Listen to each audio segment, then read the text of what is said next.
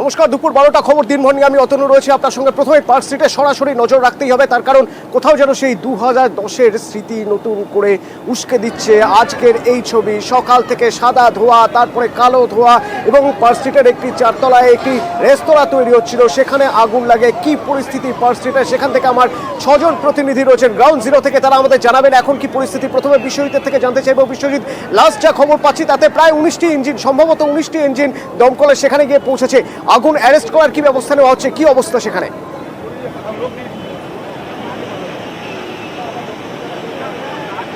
একদমই বারবার যে আগুন নিয়ন্ত্রণে আনার চেষ্টা হচ্ছে এবং সেই ছবিটাই দেখাবো অতনু, যে বারবার আগুন যখনই নিয়ন্ত্রণে এসে গেছে মনে হচ্ছে ঠিক তখনই আবারও কালো ধোঁয়ায় ঢেকে যাচ্ছে। এবং এর আগেও আমরা দেখছিলাম যে অনেকটা পরিষ্কার হয়ে গেছিল এলাকা, কারণ একের পর এক দমকলের ইঞ্জিন এসেছে। 10টা 20-25 নাগাদ যে আগুন লেগেছে, মিনিট 10-15-র মধ্যেই দমকলের ইঞ্জিন ছুটে চলে এসছে এবং তারপর একের পর এক ইঞ্জিন বেড়েছে। প্রায় 19টা ইঞ্জিন এই মুহূর্তে যে কাজ করছে। এবং তারপরে আমরা দেখছি যে পেছনের দিকে, এখন সামনের দিকটা অনেকটা নিয়ন্ত্রণে, কিন্তু পেছনের দিকে গল গল করে ধোঁয়া বেরোচ্ছে। অতনু, যদি দেখি যে কিছুক্ষণ আগেও যে জায়গাটা পরিষ্কার দেখা যাচ্ছিল, যে গলিটা পরিষ্কার দেখা যাচ্ছিল, সেই গলিটা আবারও কালো ধোঁয়ায় ঢেকে গেছে। এবং এই যে গলিটা, এই গলিটা দেখো একেবারে কালো ধোঁয়ায় ঢেকে গেছে। এবং সেই গলিটা আর পেছনের দিকে, অর্থাৎ এই যে বিল্ডিংটা, এই বিল্ডিংটা একেবারে টিনের যে বিল্ডিং, সেই বিল্ডিংয়ের ওপরের তলায় যে কনস্ট্রাকশনের কাজ হচ্ছিল বলে অনুমান করা হচ্ছে যে এখানে বার রাত এখানেই আগুন লেগে যায়। প্রথমেই যারা প্রত্যক্ষদর্শী তারা এক পাশে, আমরা পাশে একটি হোটেল, ব্যাংক এবং এই ব্যাংকের নিরাপত্তারক্ষী বা হোটেলের কর্মী যারাই দেখেছেন, প্রথমে তারা দেখেছেন একেবারে ওপরের যে অংশ, সেই অংশে একবারে আগুন লেলিহান শিখা তারা দেখতে পেয়েছেন। তারা আতঙ্কে চলে এসছেন, কেউ এক কাপড়ে নিচে নেমে চলে এসছেন। এবং যে আতঙ্ক ছড়িয়েছিল, সেই আতঙ্ক থেকে এখনও তারা কিন্তু মুক্তি পাননি, কারণ একবার মনে হচ্ছে যেন নিয়ন্ত্রণে চলে এসছে আগুন, কিন্তু আবারও গল গল করে আরও একবার। আবার ক্যামেরা পার্সন সুরাজ প্রসাদ গুপ্তাকে দেখাতে বলবো যে পেছনের দিকে গল গল করে আবার সেই ধোঁয়া, পেছনের যে গলিটা, সেই গলিটা ধোঁয়া। বিশ্বজিৎ, সঙ্গে থাকো। সে সময়, যে সময় আগুন লেগেছিল 10টা 20-25-এর সময় বলছো, সেই সময় যারা ছিলেন সেখানে, যারা তাদের কথা শুনবে একবার। কি বিল্ডিং 1000 BC, নিচে রেস্টুরেন্ট আছে, ক্যাফে আছে, ऊपर की হচ্ছে nobody knows।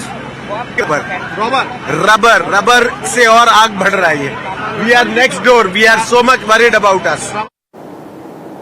বিশ্বজিৎ, সঙ্গে থাকো। রৌনক প্রতিনিধি, আমার অপর প্রতিনিধি আমার সঙ্গে রয়েছেন। রৌনক, ভিতরে কেউ রয়ে গিয়েছেন, তাদেরকে বার করার কি ব্যবস্থা করা হচ্ছে? নিশ্চিত হওয়া সম্ভব হচ্ছে ভিতরে আর কেউ রয়েছেন কিনা?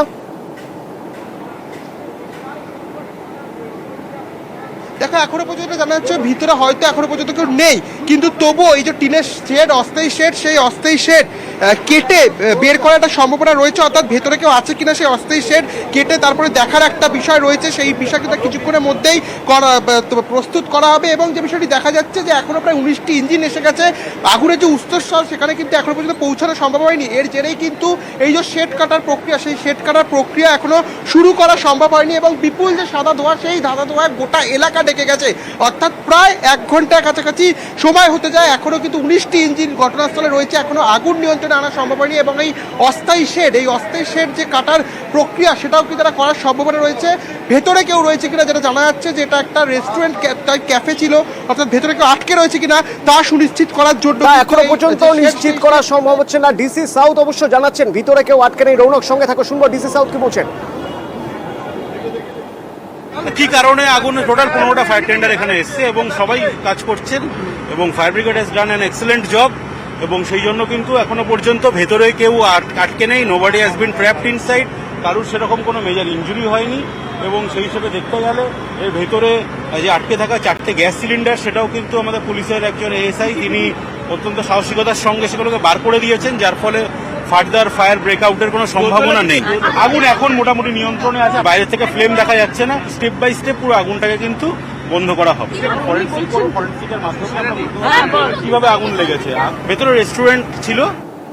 সরাসরি বিশ্বজিতের সঙ্গে কথা বলবো। বিশ্বজিৎ, একটু যদি দেখানো যায় সমস্যাটা কোথায় হচ্ছে, কেন দমকল কর্মীদের বারবার বেগ পেতে হচ্ছে, আগুনের উৎসস্থলে কেন পৌঁছানো সম্ভব হচ্ছে না?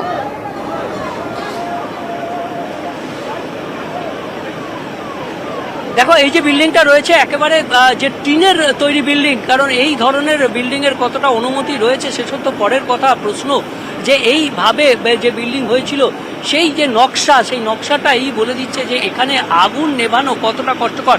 বিভিন্ন জায়গায় আমরা দেখি যে জানলা বা কাচের জানলা থাকলে সেগুলো ভেঙে সেখানে আগুন জল দেওয়া যায়, কিন্তু তুমি দেখছো একবারে জলে দেওয়ার ছবিটা দেখাতে বলবো, জল দেওয়ার ছবিটা যে একেবারে যে টিনের উপর জল দেওয়া হচ্ছে, কিন্তু টিনের ভেতরে যাবে কি করে, কারণ আগুনটা তো ভেতরে রয়েছে। আর একেবারে পুরো এই যে স্টিল বা টিনের যে ঘেরাটোপ, একেবারে এই যে বাড়ির যে চরিত্রটা, সেই চরিত্রটাই বলে দিচ্ছে এটা আগুন নেভানোর পক্ষে দমকলকে কতটা বেগ পেতে হচ্ছে। কারণ এখানে রীতিমতো এই ধরনের টিনগুলো কেটে যতক্ষণ না ভেতরে পৌঁছানো যাচ্ছে, ভেতরে জল দেওয়া যাচ্ছে, ততক্ষণ পর্যন্ত এখানে পুরোপুরিভাবে নিয়ন্ত্রণ করা সম্ভব হবে না।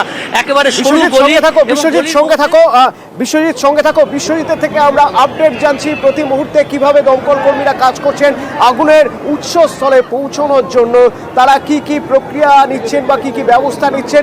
শঙ্কু অপর প্রতিনিধি আমার সঙ্গে রয়েছেন। শঙ্কু, বিশ্বজিৎ বলছিল এই বিল্ডিংটা যেভাবে হয়েছে বা যে কনস্ট্রাকশন হয়েছে তা অপরিকল্পিত এবং সেই জন্যই আগুন নিয়ন্ত্রণে আনতে বেগ পেতে হচ্ছে। এই বিল্ডিং, এই কনস্ট্রাকশন কারা করলো, কারা এখানে কাজ করছিল, এই জমি কার?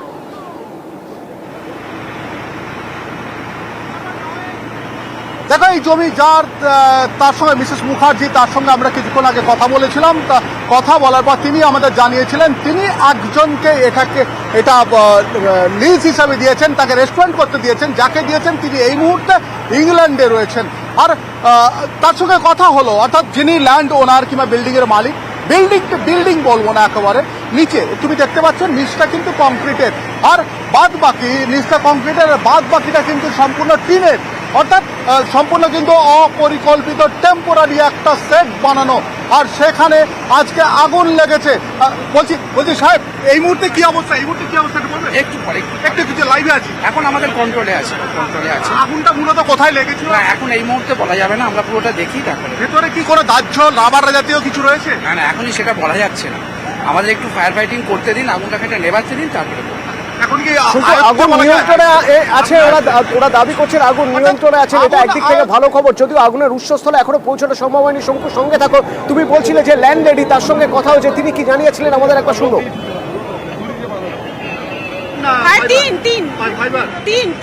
কেন কি আছে ওপরে? উনি যে নিয়ে আছে সে বলতে পারবে, আমি তো ছিলাম না, আমি বাইরে ছিলাম, আমরা বিদেশে। ফার্স্ট ফ্লোরে কিছু নেই, ওটা আমারই না, 3টে তলা। ও তো ওখানে কাজ করবে, বানাবে, ওখানে কি রেস্টুরেন্ট ওপরে কি বানাবার চেষ্টা করছিল, ফাঁকা ছিল, সব কাজ হচ্ছিল, ও বানাবে এখানে হচ্ছিল। তো ওই মিস্ত্রিদের যে কাজে আমার মনে হচ্ছে কিছু হয়েছে। ভেতর থেকে এতটা আগুন আসছে কেন? রাবার থেকে। রাবার? হ্যাঁ। রাবার কেন? কি হয় রাবার? কি রাবার নিয়ে লাগাচ্ছি সে আমি বলতে পারবো না, ওনাকেই জিজ্ঞেস করবো। ডেকোরেশনের জন্য রাবার? হ্যাঁ। শঙ্কু, শুরু থেকে তুমি রয়েছো, নিঃসন্দেহে যেভাবে এই কনস্ট্রাকশন হয়েছে তা আইন মেনে হয়েছে কিনা তা খতিয়ে দেখবে পুরসভা, খতিয়ে দেখবে পুলিশ, কিন্তু যে সময় আগুন লেগেছে এবং সেই আগুন নেভাতে গিয়ে যে যথেষ্ট বেগ পেতে হচ্ছে, এখনো দমকল কর্মীরা আগুন নেভাতে পারেনি, যদিও দাবি করছেন তারা অ্যারেস্ট করতে পেরেছেন, আগুন নিয়ন্ত্রণে আনতে পেরেছেন। 1.5 ঘন্টা হয়ে গেল এইরকম একটা জায়গা, পার্ক স্ট্রিটের অত্যন্ত গুরুত্বপূর্ণ একটা জায়গা, যে জায়গা 14 বছরের পুরনো স্মৃতি, স্টিফেন কোটের স্মৃতি নিয়ে আঁকড়ে রয়েছে, সেই পার্ক স্ট্রিটে এই কনস্ট্রাকশনে আগুন নিয়ন্ত্রণে আনতে কোথায় কোথায় সমস্যা হচ্ছে?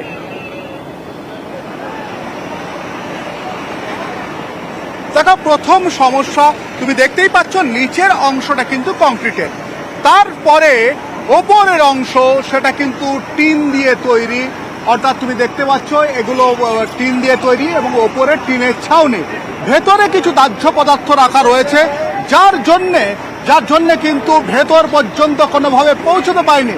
ওই টিনের দেওয়ালগুলো কিন্তু প্রচন্ড পরিমাণে গরম হয়ে রয়েছে এই মুহূর্তে, সেখানে জল দেওয়ার, অর্থাৎ কুলিং করার চেষ্টা চলছে এবং কোনোভাবে দমকলের পক্ষ থেকে চাইছে যে ভেতরে জল প্রবেশ করানোর জন্য।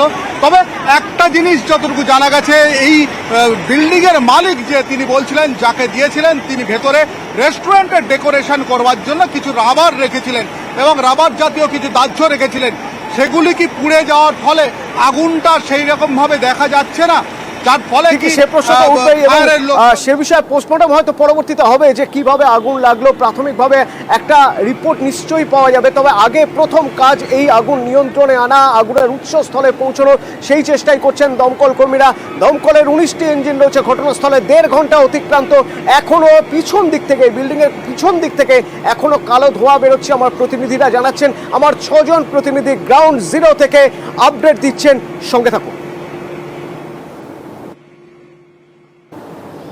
রানীগঞ্জের সোনার দোকানের ডাকাতিতে বড়সড় সাফল্য পুলিশের বলা যেতেই পারে, তার কারণ আগে একজনকে গ্রেপ্তার করা সম্ভব হয়েছিল, আহত একজন, এবং সোনু সিং নামে ধানবাদ থেকে আরও একজনকে গ্রেপ্তার করা সম্ভব হলো এবং লুট হওয়া সোনা উদ্ধার করা সম্ভব হলো। কিভাবে এই সাফল্য এবং আর কারা কারা জড়িত রয়েছে, তাদের কি পাওয়া সম্ভাবনা রয়ে গেছে, অর্থাৎ সোনু সিংকে জেরা করে কোথা থেকে এই চক্র কাজ করতো, কিভাবে কাজ করতো, সেগুলো নিশ্চয়ই এবার জানা সম্ভব হবে। দীপক প্রতিনিধি আমার সঙ্গে রয়েছেন রানীগঞ্জ থেকে। দীপক, বড়সড় সাফল্য বলা যেতেই পারে। একেবারে আসানসোল দুর্গাপুর পুলিশের বড়সড় সাফল্য। গতকালকেই একজনকে গ্রেপ্তার করা হয়েছিল, রানীগঞ্জে ডাকাতির ঘটনার সঙ্গে যুক্ত থাকা একজন অভিযুক্তকে গ্রেপ্তার করেছিল এবং তাকেই গতকাল আদালতে তোলার পর পুলিশ নিজেদের 14 দিনের হেফাজতে পায় এবং তাকে জিজ্ঞাসাবাদ করে পুলিশ জানতে পারে কি রানীগঞ্জে পুলিশের গুলিতে আহত যে হয়েছিল সোনু সিং বিহারের সিওয়ানের বাসিন্দা এবং পুলিশ তদন্তে নেমে পড়ে বিহারের সিওয়ানে প্রথমে হানা দেয়। যেমনটা কালকে আমরা বলেছিলাম, একাধিক আসানসোল দুর্গাপুর পুলিশের টিম বিহারে পৌঁছে গেছিল এবং তদন্ত চালাচ্ছিল। ঠিক সিওয়ানে যখন তাকে কোনো সন্ধান না পাওয়ায় পরে ঝাড়খণ্ডে যে টিম ছিল সেই টিমের সঙ্গে যোগাযোগ করা হয় এবং শেষমেশ ধানবাদে তার খোঁজ মিলে। যে গুলিবিদ্ধ সোনু সিং, তার চিকিৎসা চলছিল ধানবাদের এক হাসপাতালে, সেইখানেই পুলিশ তাকে গ্রেপ্তার করে এবং ইতিমধ্যে আসানসোল আদালতে গোটা বিষয়টি জানিয়ে পড়ে যেহেতু সোনু সিং আহত রয়েছে, তাকে সশরীরে আসানসোল আদালতে আনা সম্ভব নেই, তাই আদালতে গোটা বিষয়টি জানিয়ে তাকে ইতিমধ্যেই এই রাজ্যে আনা হচ্ছে চিকিৎসার জন্য।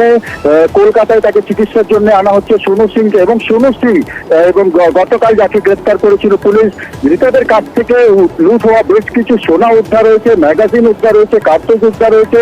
পুলিশ মূলত এই 2 ডাকাতকে জেরা করে বাকি যারা ডাকাত ছিল তাদের সন্ধান চালানোর চেষ্টা চলছে। তাই পুলিশের তৎপরতা যেমন বিহারে একদিকে, ঝাড়খণ্ড একদিকে, অন্যদিকে এই রাজ্যেও কিন্তু একইভাবে পুলিশ তদন্ত চালাচ্ছে এবং এই তদন্ত ভারে সিআইডি, যে স্থানীয় সিআইডি প্রতিনিধি দল আছে, তারাও কিন্তু আসানসোল দুর্গাপুর পুলিশের সাহায্য করে যাচ্ছে এই ঘটনার তদন্তের জন্য। ধন্যবাদ। ভোটে এবার তৃণমূলের বা রাজ্যের শাসক দলের সবচেয়ে বড় ইস্যু ছিল কেন্দ্রের বঞ্চনা। বারবার এই অভিযোগ তোলা হয়েছে যে এ রাজ্যের প্রাপ্য করের টাকাই দেওয়া হয় না। রাজ্য মন্ত্রিসভার কেন্দ্রের মন্ত্রিসভা গঠন হওয়ার পরে প্রথম দিনের বৈঠকে বরাদ্দ টাকা দেওয়া হলো রাজ্যকে। কত টাকা বরাদ্দ করা হলো? রাজ্যের কর বাবদ 10,000 কোটি টাকা বরাদ্দ করলো মোদী সরকার। নয়াদিল্লি থেকে আমার প্রতিনিধি মৈত্রী আমার সঙ্গে রয়েছেন। মৈত্রী, কি খবর রয়েছে আমাদের কাছে একটু ডিটেলে জানবো। দেখো, 10,500 কোটি টাকা বরাদ্দ করা হয়েছে রাজ্যের জন্য এবং ট্যাক্স বাবদ গতকালই যখন ক্যাবিনেট বন্টন হয় তারপরেই এই ঘোষণা করা হয়। 1,39,000 কোটি টাকারও বেশি ট্যাক্স বাবদ অতিরিক্ত টাকা সমস্ত রাজ্যগুলিকে বন্টন করা হচ্ছে এবং এক্ষেত্রে একেবারে অর্থ মন্ত্রকের তরফ থেকে যেটা জানানো হয়েছে যে তারা চান যে উন্নতির বা উন্নয়নের কাজে আরো বেশি করে ব্যবহার করা হোক এবং উন্নয়নের কাজে গতি আনার জন্যই এই অতিরিক্ত টাকা দেওয়া হচ্ছে। তবে এখানেই একটা জিনিস প্রশ্ন উঠছে যে ট্যাক্সের টাকা একাধিকবার চাওয়া হয়েছে রাজ্যের তরফ থেকে, যে তাদের বকেয়া টাকা যে বঞ্চনার প্রতিবাদ জানানো হয়েছে এবং নির্বাচনের আগে সেই টাকা দেওয়া হলো না, কিন্তু ঠিক নির্বাচন মিটতে এই টাকা দেওয়া কেন? সেক্ষেত্রে দাঁড়িয়ে রাজনৈতিক বিশ্লেষকরা তারা মনে করছেন যে যেহেতু নির্বাচনে যে ভরাডুবি হয়েছে বাংলায় এবং সেক্ষেত্রে দাঁড়িয়ে তারা বুঝতে পেরেছেন যে মানুষের মনেও কোথাও প্রভাব ফেলেছে এই বঞ্চনার ঘটনা এবং এই তাদের যে বঞ্চনা করা হচ্ছে এই বিষয়টি মানুষের মধ্যেও নেগেটিভ প্রভাব ফেলেছে এবং তার জেরেই কিন্তু অনেক আসন হারাতে হয়েছে বিজেপিকে। এবং ওইটা আরো একটি গুরুত্বপূর্ণ দিক, যেভাবে তৃণমূল এটাকে প্রচারের ইস্যু করে নিয়ে এসেছে বিধানসভার পরে পঞ্চায়েতে এবং লোকসভাতেও, সেই অস্ত্র ভোতা করার জন্য হাতে আর 2 বছর সময়, সেজন্যই হয়তো বকেয়া করের টাকা 10,500 কোটি টাকা দিয়ে দেওয়া হলো এবং এ নিয়ে নতুন করে আবার রাজনৈতিক চর্চা শুরু হয়েছে। এই যে রাজনীতির একটা বড় ইস্যু ছিল, প্রচারের একটা বড় ইস্যু ছিল এবং বঞ্চনার কথা বারবার বলা হয়েছে, বঞ্চনার কথা বলে দিল্লি গিয়েছেন অভিষেক বন্দ্যোপাধ্যায়। আজ যখন 10,500 কোটি টাকা কর বাবদ রাজ্যকে দেওয়া হলো, আজ না অবশ্য গতকাল, তখন তৃণমূল কি বলছে, বিজেপি কি বলছে? প্রত্যক্ষ এবং পরোক্ষ কর বাবদ 4,60,000 কোটি টাকা বাংলা থেকে তুলে নিয়ে গিয়ে রাজনৈতিক প্রতিহিংসা পরায়ণতার কারণে বছরের পর বছর টাকা আটকে রাখা, এর যোগ্য জবাব বাংলা বিরোধীদের বাংলার মানুষ দিয়েছে। তাদের হয়তো বিলম্বিত বোধোদয় হয়েছে, কিন্তু বাংলার যে পরিমাণ টাকা পাওনা আছে আর তার কম্প্যারিজনে যে পরিমাণ টাকা বরাদ্দ করা হয়েছে, এটা পর্বতে মুশিক প্রসব ছাড়া কিছু নয়। যদি বাস্তব থেকে তারা শিক্ষা নেয়, তাহলে অবিলম্বে বাংলা বঞ্চনা থেকে সরে এসে বাংলার যে ন্যায্য পাওনা তার সম্পূর্ণটা তাদের ক্লিয়ার করা উচিত। দেশকে চালাতে গেলে টাকা দেওয়ার সময়সীমা 10-15 দিন, 1 মাস 1.5 মাস কিছু হতে পারে। সেটা জিএসটির টাকা, পশ্চিমবঙ্গ যে টাকা দেয় রাজ্য থেকে তার থেকে বেশি টাকা পশ্চিমবঙ্গে তাদের চেয়ে আসে। এটা বঞ্চনা নয়, তাদের নির্ধারিত লুটের কারণে আজকে প্রান্তিক মানুষ বঞ্চিত হয়েছে। সরকার যে টাকার কথা বলেছেন, উন্নয়নমূলক খাতের যে টাকা আসার কথা, সেই টাকা আসছে না। সেটা মূলতই 100 দিনের কাজের টাকা। এই টাকাটা হচ্ছে প্রধানমন্ত্রী আবাস যোজনার টাকা। সেই টাকার হিসাব যতদিন পর্যন্ত না এই রাজ্য সরকার দিতে পারছে, স্বচ্ছতা যতদিন না আনতে পারছে, ততদিন আপনি টাকা পাবেন না। ভোটের যেদিন রেজাল্ট আউট, সেদিনের শেয়ার বাজার ধস নিয়ে এবার ষড়যন্ত্র পরিকল্পনা মতো এই ধরনের কাজ করা হয়েছে, এই অভিযোগ করে নালিশ করছে তৃণমূল সাকেত গোখেল। তিনি নালিশ করছেন সেবির কাছে যে সেদিনের যে ঘটনা, অর্থাৎ ভোটের দিন যেভাবে শেয়ার বাজারে ধস, তার পিছনে কেলেঙ্কারি রয়েছে। এই অভিযোগে সেবিকে এবার তৃণমূলের নালিশ তৃণমূলের সাকেত গোখেল। তিনি তদন্তের দাবি করে চিঠি দিয়েছেন। আবির প্রতিনিধি আমার সঙ্গে রয়েছেন, আরো বিস্তারিত জানাতে পারবেন। আবির, দেখো, এই ইস্যু নিয়ে কংগ্রেসও কিছুদিন আগে সরব হয়েছিল। রাহুল গান্ধীর তরফ থেকে উল্লেখ করা হয়েছিল যে যৌথ সংসদীয় তদন্ত কমিটি তৈরি করা হোক, এবং গোটা ঘটনার ক্ষেত্রে হচ্ছে যে একটা বড়সড় দুর্নীতি রয়েছে, এই বক্তব্যের কথা তারা বারবার ধরে তুলে ধরেছিলেন।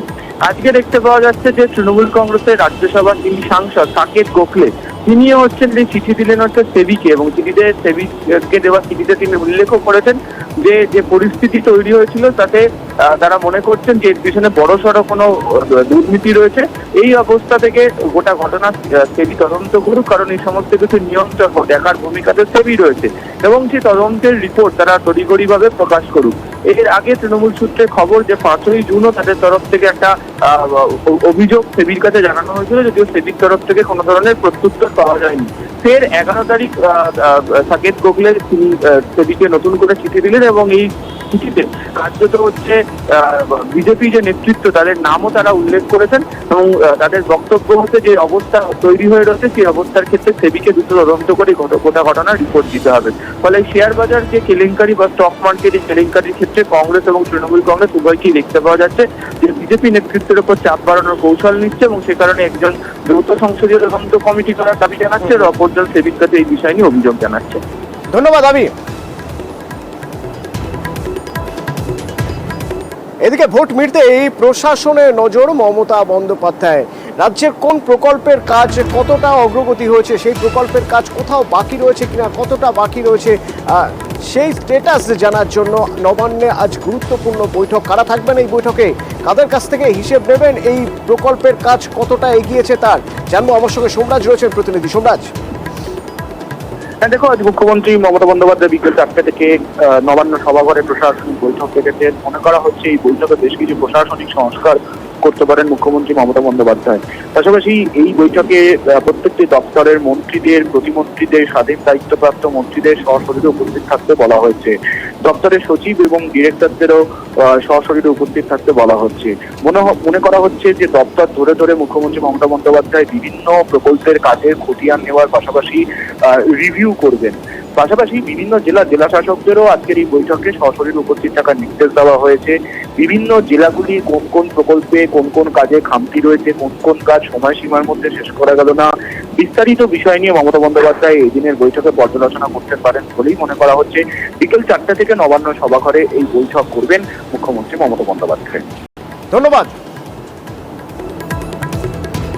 এদিকে মানিকতলা উপনির্বাচনে প্রার্থী কে হবে, কিভাবে কাজ করবে দল, তা নিয়ে আজ বৈঠক রয়েছে এবং যে বৈঠকে আছে থাকবেন কুণাল ঘোষ, যে বৈঠকে পরেশ পাল। অত্যন্ত গুরুত্বপূর্ণ এই বৈঠক, কারণ বিধানসভার 8 পুরো প্রতিনিধি থাকবেন এই বৈঠকে।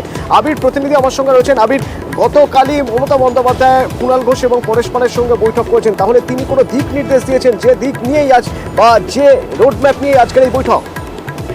প্রথমত হচ্ছে গতকালকে নির্বাচন কমিশনের তরফ থেকে এই রাজ্যে 4 বিধানসভার উপনির্বাচন ঘোষণা করা হয়েছে। এর মধ্যে মানিকতলা বিধানসভার উপনির্বাচনে তৃণমূল কংগ্রেসের প্রার্থী কে হবে তা নিয়ে জোরদার চর্চা চলছে।